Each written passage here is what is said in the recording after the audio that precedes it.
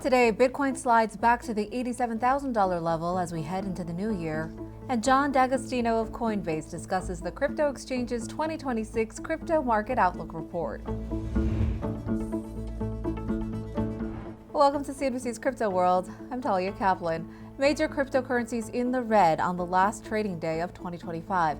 As of noon Eastern, Bitcoin fell back to the $87,000 level, Ether ticked further below $3,000, and XRP dropped more than 2% to $1.84. Let's take a look at how these three cryptocurrencies performed for the month as we close out December. As of noon, Bitcoin fell more than 4%, Ether by nearly 2%, and XRP lost about 16% of its value. Meanwhile, the S&P 500 rose by nearly 0.5%. And for the year, as of noon, major cryptocurrencies underperforming broader markets. Bitcoin fell about 6.5% and Ether by more than 11%, all while the S&P 500 added nearly 17% in gains. Okay, let's talk about the top stories. Crypto asset manager Bitwise filed an application with the SEC for 11 new so-called strategy ETFs. Bitwise's exchange-traded funds will invest both directly and indirectly in certain tokens. According to yesterday's filing, each fund would invest up to 60% of its underlying asset, and the remainder would be allocated for ETPs and potentially derivatives contracts. A few of the funds in the application would be tied to tokens like Aave, Uniswap, SWI, and Tau, which is the token underlying BitTensor's decentralized AI blockchain. Yesterday, we told you Grayscale filed an application with the SEC aiming to convert its BitTensor trust into an ETF, marking the first attempt to bring BitTensor's native token Tau to U.S. markets through a regulated investment vehicle. The moves highlight increasing institutional interest in AI-related crypto assets, as well as the quick evolution of decentralized AI. Next, Ari Redbord, a blockchain intelligence firm TRM Labs, joined Squawk Box this morning to discuss crypto crime in 2025.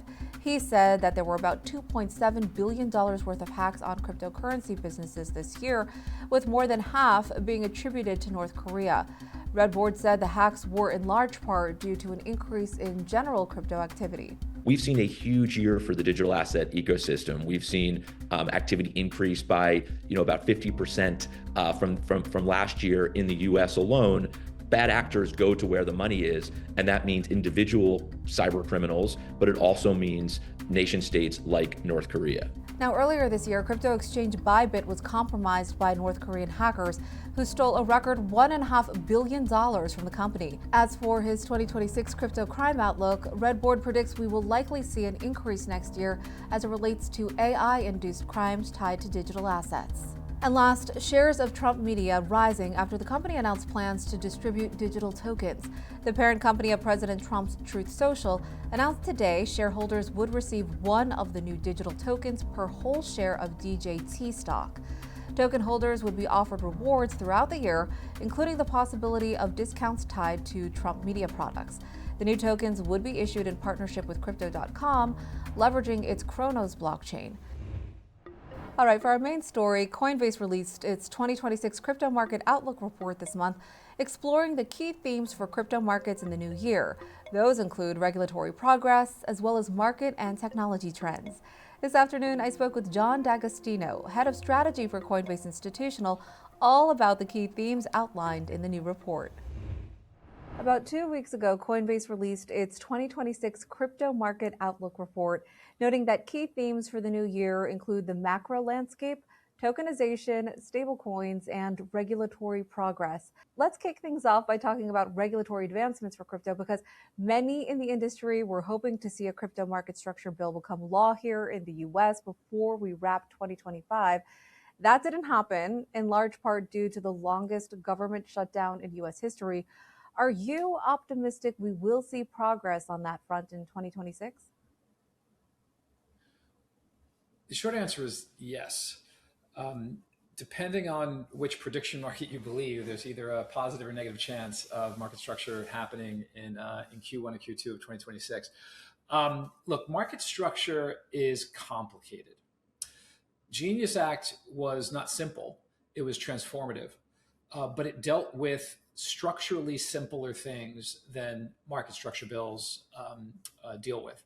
So I completely understand why this is taking longer. I completely understand why it's creating more internal fighting around people's view of how this market structure should exist. So it's the kind of bill that, quite frankly, is more foundational for the growth of crypto or any real asset class, and so it should take a bit more time. That being said, I am very confident it will come through. And the reason I'm very confident is the rest of the world is moving forward. We have MiCA in Europe. We have pretty strong regulatory clarity in places like the UAE. And increasingly, Eurozone states are taking up interpretations of MiCA that are transparent, clear, and are creating a good foundation for blockchain and crypto companies to begin working. And I think what we saw in 2024 was this massive flight of talent, of people, of intellectual capital, and of technology growth outside of the US. And part of the rush to get Genius done was to stem that bleeding. And I think once we get back in session and everyone can take time to absorb what's happening, that same burning platform will appear where we really don't want the US to fall as behind as it's been on transformational technologies like artificial intelligence and blockchain. And so I'm very, very confident that once everyone gets a nice break from the holidays and can get back to work, that desire to ensure that the US maintains parity and hopefully dominance in these technologies will get around any confrontations or issues that people are having over the minutia of that market structure bill. We saw the Genius Act stablecoin bill become law over the summer. And since then, we saw more institutions gravitate to stablecoins, with major banks like JP Morgan and Citi expressing interest. What else has changed since there has been a federal framework in place for stablecoins? And what's your outlook for 2026? As you correctly pointed out, since that Genius bill has been absorbed and thought through and people understand how to comply with it, we are seeing just the tip of the iceberg on stablecoin launches. It's an incredibly exciting place to be, right? From a very basic perspective, it's a profitable business. It allows you to transact more closely with your customer, to control and own that relationship. There's data embedded in those transactions that's valuable to companies, and individuals prefer the speed, transparency, and rewards incentives that stablecoins can offer. So if you're a company that thinks you have a captive ecosystem, so the example, I teach a class on this at MIT and Columbia universities, and the example I always give is Amazon. And so if you wake up tomorrow and you're told you can only transact on an Amazon-based token or stablecoin or some equivalent, and the friction associated with the transaction is 1 penny, meaning it costs $1 to get $1 of Amazon stablecoin. I asked people in the class, how many of you continue to use Amazon? And almost everyone raises their hand because it's super convenient company to use. And I'll say, what about 5 cents, 10 cents, 15 cents? And it's only at around 9 to 10 cents that people start to say, maybe I won't use Amazon. And so the point being is that companies that believe they have really, really strong brands and really captive ecosystems, think like Disney, Netflix, Amazon, are going to start to experiment with stablecoins. Genius unlocked stablecoins for banks. Genius plus market structure will unlock stablecoins for any company that believes it has a strong enough ecosystem to keep individuals on their economic platform via stablecoin. That's super, super exciting. It changes the game in terms of how you would engage with that brand. It allows for really interesting rewards programs and increases connective tissue between the customer and the company. Now, in Coinbase's Outlook report, the crypto company notes that crypto markets are poised for transformative growth in the new year as clearer regulation and accelerating institutional integration deepen crypto's role in the core financial system. The CEO of Reserve One told CNBC that she expects increased institutional adoption of Bitcoin in the new year. And in its Outlook report, Grayscale predicted that 2026 will be the dawn of the institutional era. Why do you think so many in the industry are optimistic that 2026 will be a big year for institutional adoption of crypto? So the ones who are saying that are the ones who have more of an insider perspective on the types of companies that are onboarding. From the outside in, I can completely understand if you're just looking at sort of price action, distance from the industry. It's been pretty muted. It's been pretty stagnant for the last few quarters. This will be the first year out of 12 that Bitcoin will not be the best performing large asset class in the world, or maybe the second year out of 12. So I can understand some skepticism of that if you have just a pure price perspective. For those of us who have the luxury of being on the inside and seeing the incredible degree of onboarding that's occurring across finance, industrials, commercials, every company in the world now has to have a blockchain and AI strategy. If you don't, you have no hope of scaling. And so when you're at Coinbase or Reserve One or Grayscale, you get the luxury of seeing that sort of frenetic questioning and onboarding, and companies coming and asking questions about how blockchain fits into their ecosystem. So that's why we're excited, because we know what the queue is.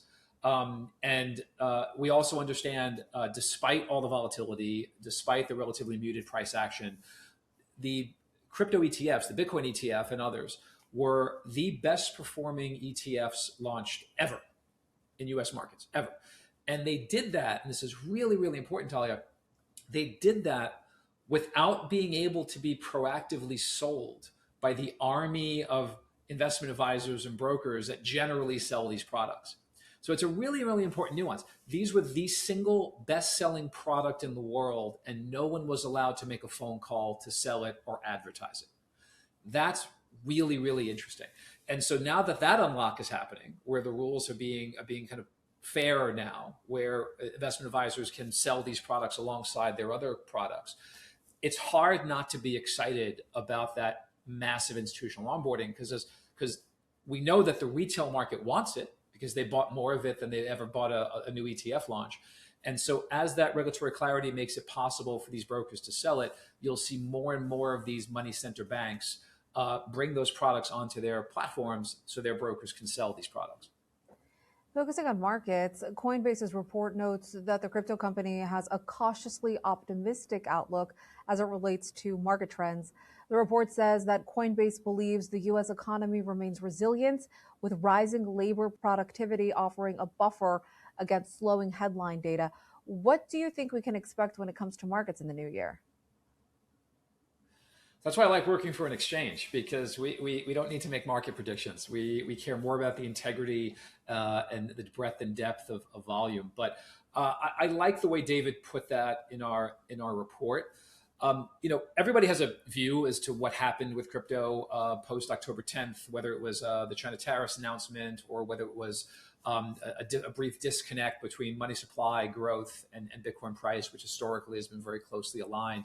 A lot of folks believe that October 10th, which was this pretty significant liquidity event that occurred in crypto, that there was some sort of hidden massive blow up, like tucked away, unheard of. That's highly unlikely. Those things don't stay secret for long periods of time. I think what happened, quite frankly, was we saw a disconnect between money supply, growth tech, and AI stocks and crypto, caused largely by this sort of frightening event we had on October 10th, which was a significant deleveraging. Now, fortunately, and I think this is testament to the way in which crypto overall has been properly de-risked since we saw things like FTX and others, there does not appear to be any massive blow up or massive insolvency that would cause sort of a concern around the fundamental underpinnings of the market. What we saw were a lot of market makers, a lot of industry participants get overheated. There was a significant market pullback that created margin calls, just like every other market that we've seen hundreds of times over the years in commodities and equities and elsewhere. We saw those market makers have a little bit of fear, and so they appropriately de-risked in the weeks and months after. And so what we're seeing is, instead of one large insolvency that takes $10 billion of liquidity dramatically out of the market, what we probably saw were 10, 15, 20 market makers each taking down their risks by a couple of $100 million.